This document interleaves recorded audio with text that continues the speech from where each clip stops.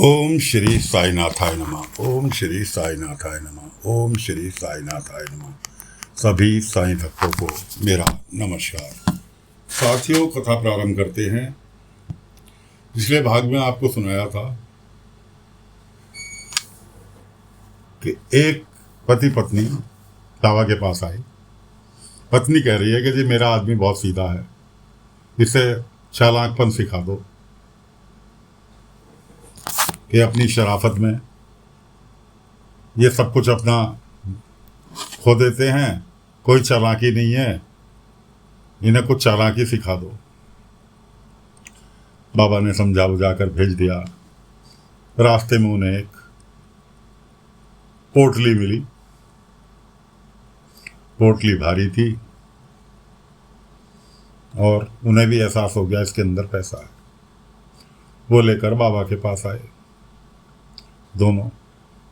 बाबा ने कहा ये किसी की अमानत है, इसे संभाल कर रख लो।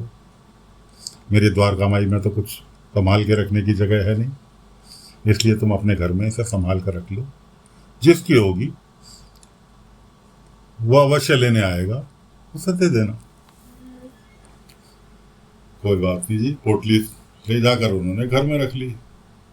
अगले दिन उनके पास साहूकार आ गया अपनी किस्त मांगने, जिससे ब्याज पे पैसा लिया हुआ था गाय खरीदने के लिए। गाय मर गई। अब किस्त दे तो दे कैसे? बेचारा लकड़ी काट के मेहनत मजदूरी करके वो अपना पालन करता था। अब साहूकार पैसे मांगने आ गया। उससे थोड़ी देर पहले ही पत्नी ने उससे कुछ पैसे राशन के लिए लिए थे कि घर में राशन खत्म है, कुछ पैसे दे दो तो राशन ले आऊं। उसने कुछ पैसे उसको राशन के लिए दे दिए थे।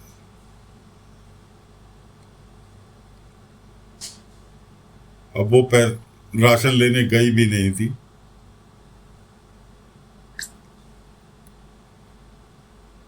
कि इतने में साहूकार आ गया।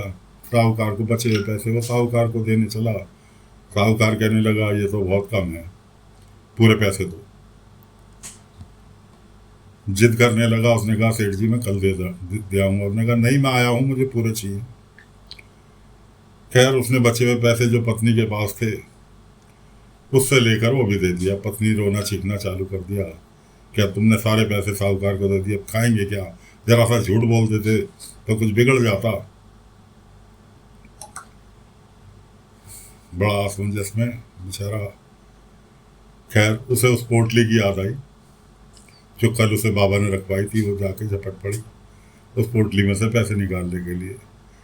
वो व्यक्ति गया, उसने कहा ये किसी की अमानत है। उसके हाथ से पैसे छीने, पोटली छीनी और वापस उसे बांधकर वहीं रख दी। इतने में एक व्यक्ति ढूंढता हुआ आया कि जी मेरी किसी ने पोटली देखी है, बहुत कीमती सामान था।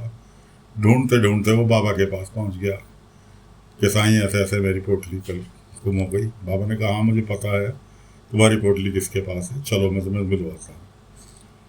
बाबा गए,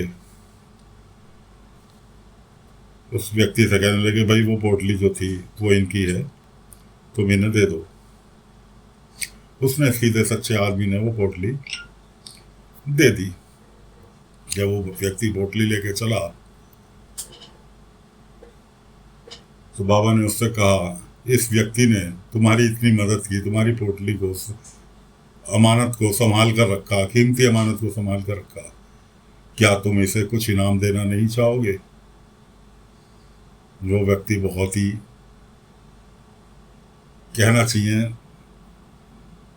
बहुत ही ज्यादा मतलब छोटी बुद्धि का था, उसने कहा लो, एक इन्होंने मुसीबत और बता दी कि चलो। उसके पास गुड़ चना पड़ा था एक डिब्बे में, उसमें से एक मुट्ठी गुड़ चना भरकर उसने उसे व्यक्ति को दे दिया कि लो फिलहाल तो मेरे पास यही है तुम्हारे लिए, और मैं अब की बार आऊंगा तो तुम्हें इनाम अवश्य दूंगा। इतना कहकर वो मुड़ लिया। बाबा ने उसको जाने दिया, कुछ नहीं कहा बाबा ने उस व्यक्ति से, और पहुंचे उस गरीब व्यक्ति के पास कि भाई भिक्षा में क्या दे सकते हो। उसने कहा साईं मेरे पास तो फिलहाल ये अभी गुड़ चना देकर गया है, यही है, इसके अलावा मेरे पास कुछ नहीं है, चाहें तो आप। बाबा ने झोली फैला दी, अपना भिक्षा पात्र फैला दिया कि मुझे इसकी बहुत सख्त ज़रूरत है, क्या तुम मुझे दे सकते हो। उन्होंने कहा बिल्कुल साईं, आपके लिए तो जान हाजिर है। उसने जो मेरे पास हाजिर है वो मैं आपको अर्पित करता हूँ। बाबा ने दोनों हाथों में उसके हाथ से गुड़ चना ले लिया, गुड़ चना उसके हाथ से ले लिया और अपनी मुट्ठी बंद कर ली। उसके बाद बाबा कहने लगे कि तुमने मुझे बिना किसी लालच के मैंने मांगा और तुमने मुझे, तुम्हारे पास कुछ ना होते हुए भी जो तुम्हारे पास आया वो तुमने मुझे दे दिया। अब मैं भी तुम्हें कुछ देना चाहता हूँ। बाबा ने कहा देखो, देने के लिए मेरे पास भी कुछ नहीं है तुम्हारे इस गुड़ चने के अलावा, और मेरी देने की इच्छा है, इसलिए मैं गुड़ चना तुम्हें, हाथ आगे फैलाओ। बाबा ने अपनी मुट्ठी बंद उसके हाथों में रख दी और वापस उसे दे दिया। जो व्यक्ति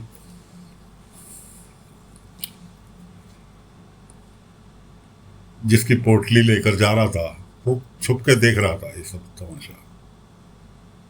उसने बेचारे ने गुड़ चना लिया बाबा का आशीर्वाद समझकर और ले जाके कपड़े की थैली के अंदर, बल्कि अपने जो पैसे थैलियों में ही रखते थे पहले, बटुए के नाम पर कपड़े की थैली हुआ करती थी, उसमें रख के और ले जाके अपने घर में रख दिया कि साईं का आशीर्वाद है, आगे सोचेंगे खाने पीने की कैसे व्यवस्था करनी है।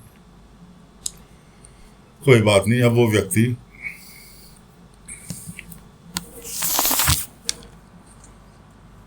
सब नज़ारा देखते हुए वापस उसके पास आया कि भाई मेरी समझ में एक चीज़ नहीं आई कि जो गुड़ चना मैंने तुम्हें दिया वो साईं ने तुम्हें लौटा दिया और तुमने उसे आशीर्वाद समझ के रख लिया। ऐसा उसमें क्या था? गुड़ चना ही तो था। उसने कहा साईं का आशीर्वाद है, और देखो गुड़ चना ही है, तुम्हारी दिया हुआ वो रखा उस पोटली में। उसने पोटली उठा के गुड़ चने की उसके हाथ में थमा दी। उसने जो पोटली खोल के देखी तो चने और गुड़ सोने का बन चुका था। अब तो उसकी आंखें खुली की खुली रह गई कि क्यों साईं ने लिया था और क्यों साईं ने इसे दिया। अब उसने उस व्यक्ति को दिखाया, गरीब आदमी को, उसकी आंखें खुली रह गई, उसकी पत्नी की आंखें खुली रह गई, क्योंकि गुड़ चना, अच्छा मुट्ठी भर गुड़ चना था जो चने और गुड़ सोने में तब्दील हो गया, सोने के चने बन गए, सोने का ही गुड़ बन गया। और वो तीनों जो ने बाबा के पास पहुंचे द्वारका माई, ये साईं ये कैसे हुआ? बाबा ने कहा कि गुड़ चना सोने में इसलिए तब्दील हुआ क्योंकि इसकी नीयत अच्छी थी, ये ईमानदार व्यक्ति है और ईमानदारी का फल कभी ना कभी ऊपर वाला अवश्य देता है। तुम्हारे पास सब कुछ होते सोते भी तुमने क्या दिया? जो गुड़ चना तुम्हारे फेंकने के योग्य था वो तुमने इसको दिया, जबकि चाहते तो तुम आर्थिक रूप से इस गरीब आदमी की मदद कर सकते थे, क्योंकि पोटली तुम्हारी सोने चांदी के सिक्कों से भरी हुई थी जो कि इसने संभाल के रखी। इसका परिश्रम समझकर ही इसे कुछ दे सकते थे, लेकिन तुमने लालचवश नहीं दिया। जो गुड़ चना तुम फेंकने जा रहे थे वो तुमने इसे दिया, तो मेरा भी कुछ कर्तव्य बनता है। उसने माफ़ी मांगी। उसकी पत्नी ने, व्यक्ति की, जो गरीब व्यक्ति की पत्नी बाबा से कह रही थी कि इन्हें कुछ चालाकी सिखा दो, इन्हें कुछ दुनियादारी सिखा दो, उसने भी बाबा से माफ़ी मांगी, साईं मुझे माफ़ कर दो, मैं कल कुछ ज़्यादा ही बोल गई थी अपने पति के विषय में, आपसे मुझे माफ़ कर दो। उस व्यक्ति ने भी बाबा से क्षमा मांगी कि साईं आपने मेरी विचारधारा आज से अभी से मेरी चेंज कर दी, अब मैं इसे कुछ अपनी इच्छा से देना चाहता हूँ। आज्ञा दीजिए। बाबा ने उसकी व्यक्ति की और इशारा किया। उसने पैसों से, सिक्कों से भरी पोटली एक उस व्यक्ति को दी कि ये मेरी तरफ से तुम्हें भेंट है, अपनी गुजर बसर आराम से करो, जैसे हो वैसे ही ईमानदार बने रहो, कि मैं ये चाहता हूँ, ये भेंट मैं अपनी खुशी से तुम्हें दे रहा हूँ कि तुम अपना जीवन व्यापन सही तरीके से करो। तो दोस्तों, बाबा ने इससे कहा कि गुड़ चना एक तुच्छ माना जाता है, कि जो चने खाते हैं, गुड़ चना खाते हैं, उनको समाज वाले एक तुच्छ भाव से देखते हैं कि गरीब आदमी है, गुड़ चना खा के पेट भर रहा है।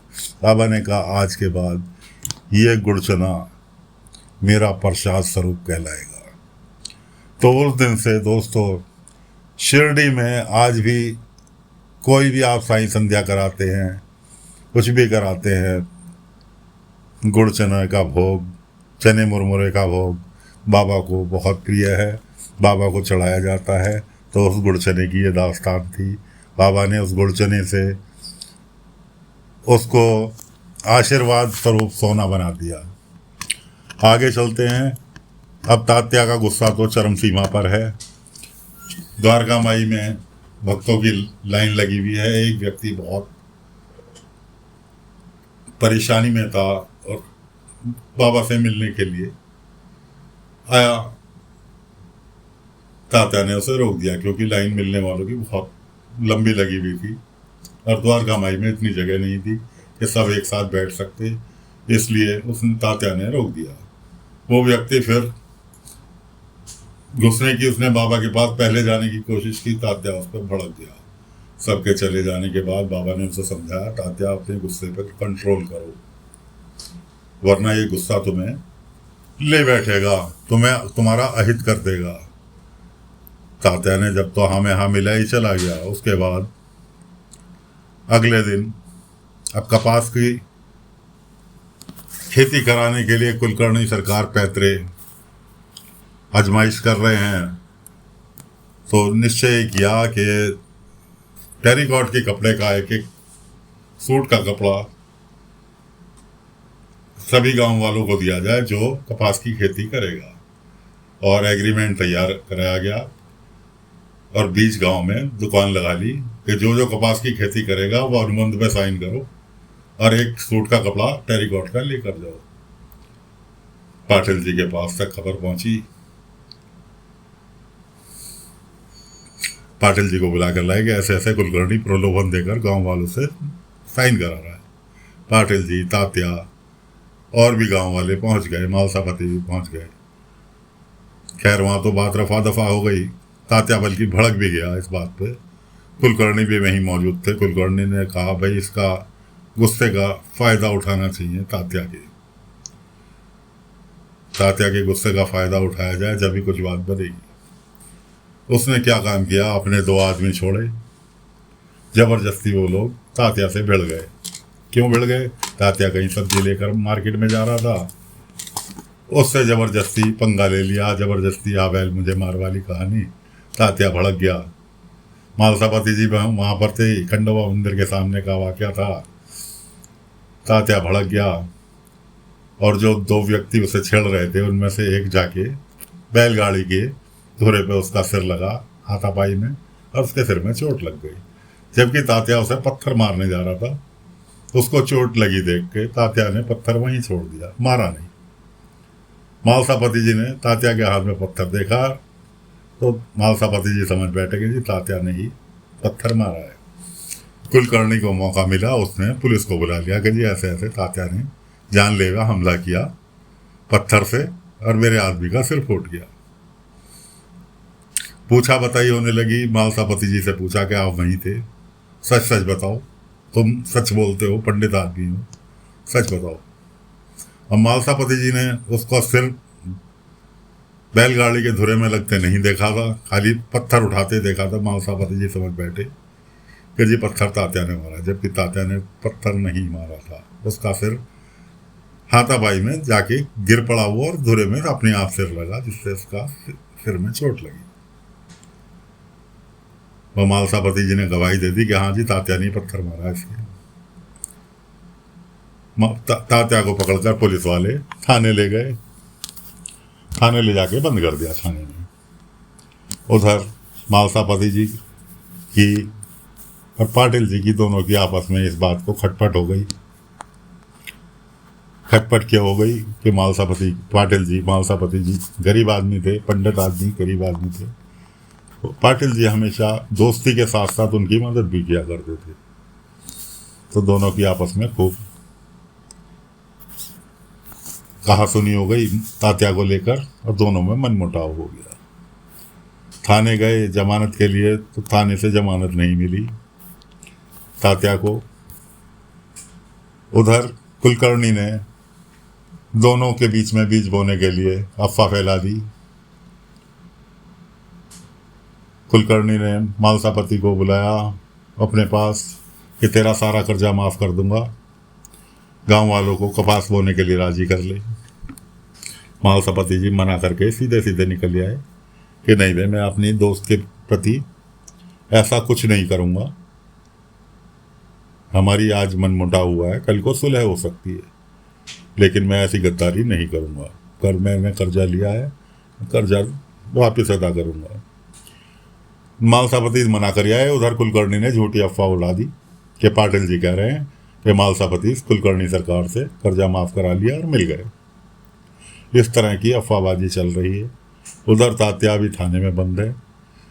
पाटिल जी मालसापति जी से घर पहुंचे माफ़ी मांगने। अफवाहों का गर्म बाजार था। मालसापति जी की पत्नी पार्वती ने भी अफवाहें सुनी कि ऐसे ऐसे पाटिल जी कह रहे हैं कि कुल मालसापति जी मिल गए। दोनों में फिर झड़प हो गई, जबकि पाटिल जी गए थे माफ़ी मांगने कि भाई कल के व्यवहार के लिए गुस्से में मैंने आपको ज़्यादा कुछ बोल दिया, उसके लिए मैं क्षमा चाहता हूँ। लेकिन नहीं, बात बनने की जगह और बिगड़ गई। बायजामा और पाटिल जी दोनों को वापस मायूसी के साथ अपने घर आना पड़ा। कोई सुलह नहीं हुई मालसापति जी से। उधर कुलकर्णी सरकार बात को हवा दे रहे थे, पूरे गांव में फैला दिया। मालसापति पाटिल जी कह रहे हैं कि मालसापति जी कुलकर्णी सरकार के साथ मिल गए, पैसे ले लिए। इस तरह से दोनों के बीच बो दिए बीच में। उधर बाबा दोनों की मुआ चाई अपने बैठ के द्वारका माई में बैठ के धोनी की आग में लाइव टेलीकास्ट देख रहे हैं कि कैसे कैसे उनकी आपस में हो रही है। उधर अभी जमानत नहीं हुई, अभी तात्या को पुलिस वालों ने नहीं छोड़ा। तो साथियों, फिलहाल कथा को विराम देते हैं। आगे की कथा अगले अंक में फिर लेकर हाजिर होंगे। तब तक के लिए आज्ञा दीजिए।